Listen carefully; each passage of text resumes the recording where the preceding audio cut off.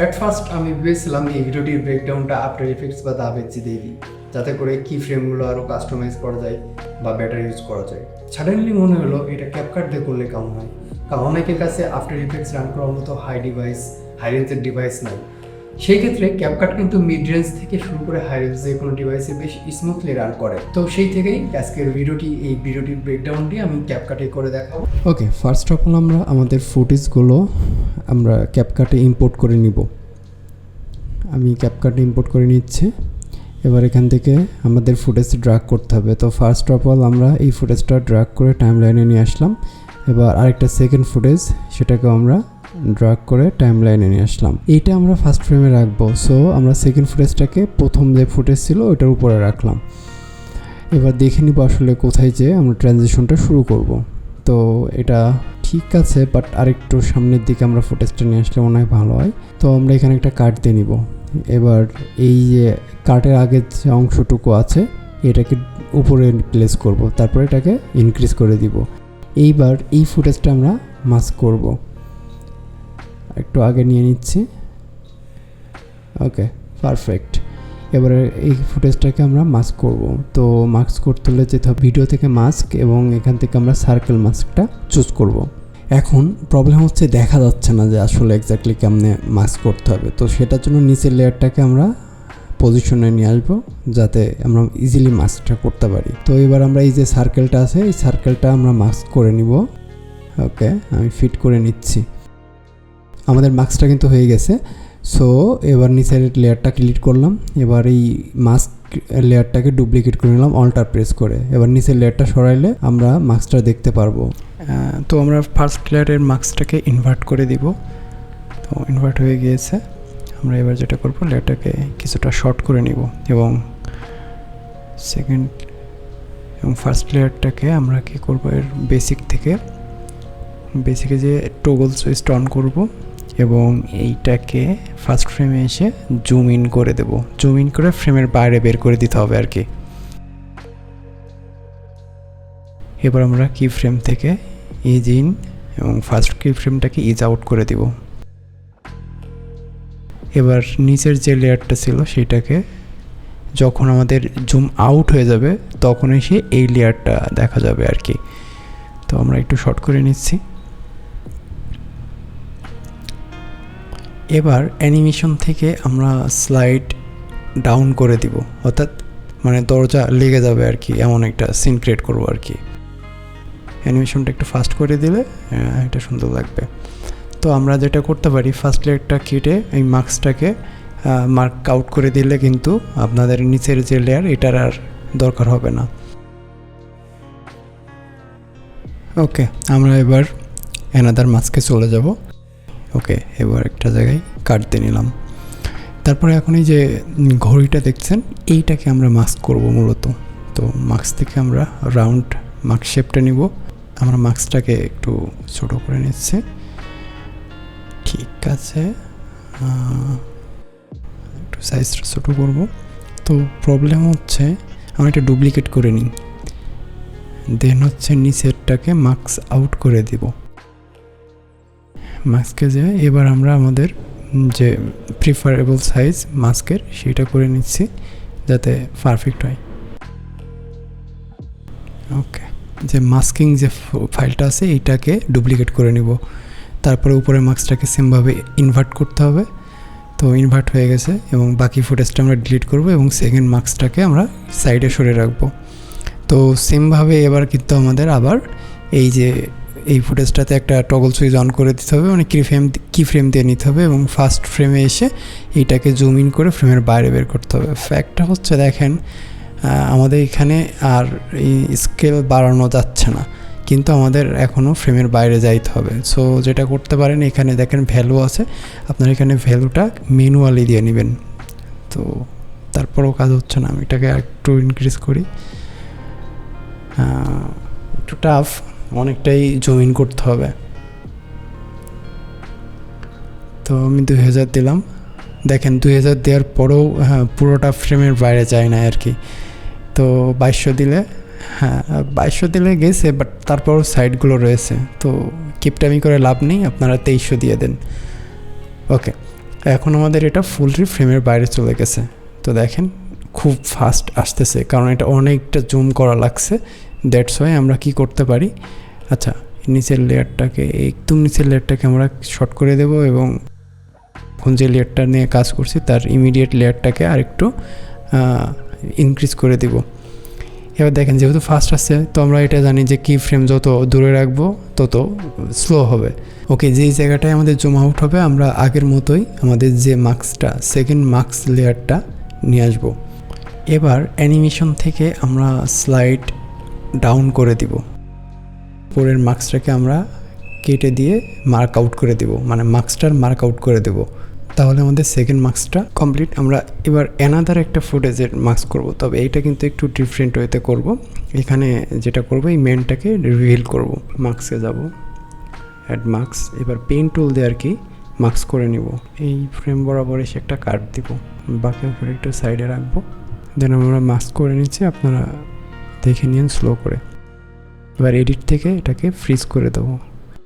এবার ফ্রিজ যে লেয়ারটা সেইটা সামনে নিয়ে আসবো এবং কিছু অংশ পর যে এটা কাট দিয়ে নিব। এবার বাকি অংশ ডিলিট করে দেবো। তারপর ফ্রিজ অংশটা সামনে এনে আমরা এটাকে কি করব, অ্যানিমেট করব, নিচ থেকে উপরের দিকে উঠবে। সো এটা অ্যানিমেশন থেকে স্লাইড আপ করে দিবেন, এটা স্লাইড আপ হয়ে যাবে। ডান, একটু স্লো করে দিব আর কি। ওকে, তো আমরা আরেকটা এক্সাম্পল দেখব। তো আরেকটা এক্সাম্পলে চলে যাওয়া যাক। এইটাও সেমভাবে আমরা রিভিল করব এই ম্যানটাকে, বাট এবার কিন্তু মাস্কিং করব না। তো আপনারা দেখেন এটা কিভাবে করি। কাজটা এক, বাট পদ্ধতি আলাদা। এইটাকে আমরা রিমুভ ব্যাকগ্রাউন্ড করব, তারপরে ভিডিও থেকে রিমুভ বিজি এবং কাস্টম রিমুভাল। এবার সাবজেক্টটাকে সিলেক্ট করতে হবে, খুব ইজি ওয়েতে আপনারা সিলেক্ট করতে পারবেন। দেন অ্যাপ্লাই করে দেবেন। আপনারা দুইভাবেই করতে পারেন, মার্কস করেও করতে পারেন, ব্যাকগ্রাউন্ড রিমুভ করেও করতে পারেন। এবার স্লাইড আপ করে দেন। ওকে, আমাদের এই সাবজেক্টটা রিভিল হয়ে গেছে। তো আমরা এখানে একটা কাট দিয়ে নিচ্ছি। ওকে, আমরা কী করলাম একটু দেখে নিই। ঠিক আছে, আমরা একটু পজিশন করে নিই লেয়ারগুলো। এবার আমাদের কার ইনপুট করলাম। দেখেন এই জায়গাটায় আমরা আবার ফার্স্টে যেভাবে মার্কস করছিলাম সেম ওয়েতে কাজ করব। মার্কস থেকে রাউন্ড মার্কসটা সিলেক্ট করব, সেমভাবে মার্কস লেয়ারটা ডুপ্লিকেট করতে হবে এবং উপরের নিচের মার্কসটাকে মার্ক আউট করে দিতে হবে। ফার্স্ট লেয়ারের মার্কসটা আমরা রিসাইজ করে নিব। ডান। এবার নিচের লেয়ারটা ডিলিট করব এবং এই মার্কসটাকে ডুপ্লিকেট করব এবং প্রথম মার্কসটাকে আমরা প্রথম যে মার্কস এটাকে ইনভার্ট করে দিতে হবে সেমভাবে। এবার নিচের লেয়ার দুটা একটু সাইডে রাখবো। দেখুন মার্কস হয়ে গেছে। সেমভাবে একটা কি ফ্রেম অন করে দিয়ে ফার্স্ট ফ্রেমে যেয়ে এটাকে জুম ইন করে ফ্রেমের বাইরে বের করে দিতে হবে। একই প্রসেস। নিচের লেয়ারটাকে মার্ক আউট পজিশন বরাবর সেট করে দিব আগের মতোই। দেন নিচের লেয়ারটাতে আমরা অ্যানিমেশন থেকে স্লাইড ডাউন করে দিব। জাস্ট উপরে মার্কসটাকে একটা কাট দিয়ে নেবেন এবং মার্কসের যে মার্কস করা আছে সেটাকে মার্ক আউট করে দেবেন। তাহলে নিচের যে মার্কসটা আছে এটা কিন্তু আর বড় করা লাগবে না। আমরা নিচের লেয়ারে কি ফ্রেম দিয়ে নিব। উপরের লেয়ারের সাথে আমরা অ্যাডজাস্ট করে কি ফ্রেম দিয়ে নিতে পারি যাতে এটারও স্মুথ হয়। ওকে, গো টু অ্যানাদার এক্সাম্পল। সেমভাবে আমরা ফুটেজটা কাট করে নিলাম এবং কাট পার্টে আমরা কি করব, এবার আবার ব্যাকগ্রাউন্ড রিমুভ ওয়েতে আমরা কাজ করব। তো গাড়িটাকে সিলেক্ট করছি, দেখেন ব্যাকগ্রাউন্ডে বেশি সিলেক্ট হয়ে গেছে। তো এটাকে মিনিমাইজ করে দিব, অল্টার প্রেস করে এটা মিনিমাইজ করা যায়। তো এবার আমরা কি ফ্রেমে যাব, বেসিক থেকে কি ফ্রেম, দেন ফার্স্ট কি ফ্রেমে এসে আমরা এটাকে জুম আউট করে দিব একেবারে। তো দেখেন এটা খুব ফাস্ট আসছে। আমরা একটু এটাকে স্লো করবো, কি ফ্রেমটাকে একটু সরিয়ে দিলে এটা কিছুটা স্লো হবে। প্রিসেট যে কি আপনারা এটা কাস্টমও করতে পারেন, আমি এখান থেকে আর কি প্রিসেট কি ফ্রেম যেটা আছে সেটা ইউজ করব। তো আমরা বাকি কি ফ্রেমগুলো কিন্তু স্মুথ করার জন্য এই প্রিসেটগুলো ইউজ করতে পারি।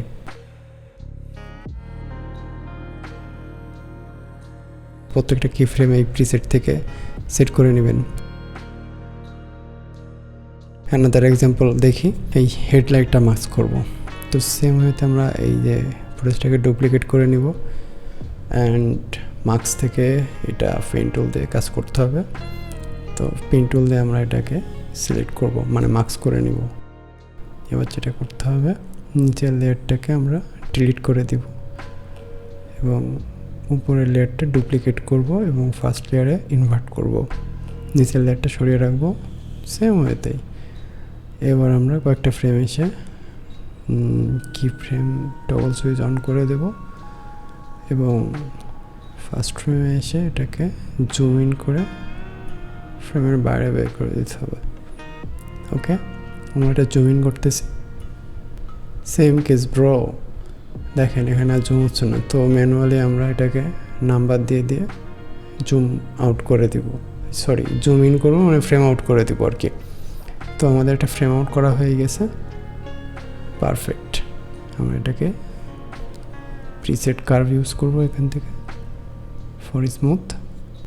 এবার নিচের লেয়ারটা নিয়ে আসবো, যেখানে আর কি জুম আউট হয়ে যাবে সেই জায়গাটায় এসে আমরা নিচের লেয়ার নিয়ে আসবো এবং অ্যানিমেশন থেকে স্লাইড ডাউন দিয়ে দেব। ওকে, আমরা নিচের লেয়ারটা একটু সরিয়ে নিচ্ছি এবং অ্যানিমেশনটা একটু ফাস্ট করে দিচ্ছি।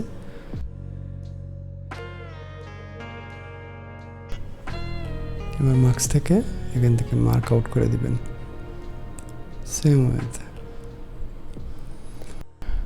ওকে, আমরা এবার অ্যানাদার এক্সাম্পল দেখব। তো আবার একটা গাড়ির চাকা চলে আসছে না, এটাকে মার্কস করব। আগে ডুপ্লিকেট করে নিব, দেন এটাকে মার্কস করব। আমরা এটা পেন টুল দিয়ে মার্কস করে নিব। একটু ফাস্ট করতেছি, আপনারা এটা যারা মার্কস পারেন তাইলে তো কোনো ব্যাপারই না। এবার আমরা মার্কস পার্টটাকে ডুপ্লিকেট করব এবং সেম ওয়েতে ফার্স্ট মার্কসটাকে আমরা কি করব, ইনভার্ট করে দেব।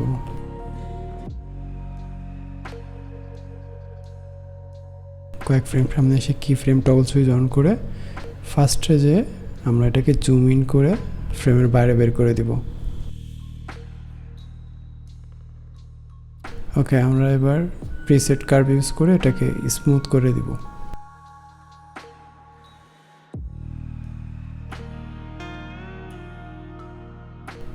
ওকে, আমরা আগের ফুটেজটা কি ফ্রেম করে নিব যাতে স্মুথ ট্রানজিশনটা হয়।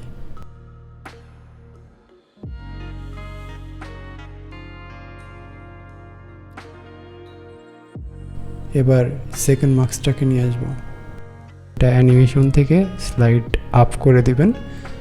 এটা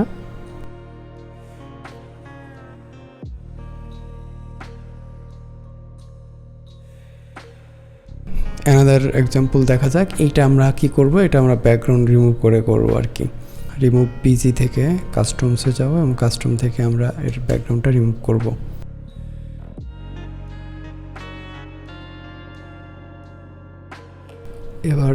এবার অ্যানিমেশন থেকে আমরা রাইট স্লাইডটা অ্যাক্টিভ করব। তো দেখেন এটা স্লাইড হয়ে আসতেছে, কিন্তু আমাদের বাকি যে ফুটেজটা আছে ওটা কিন্তু থেকে যাচ্ছে।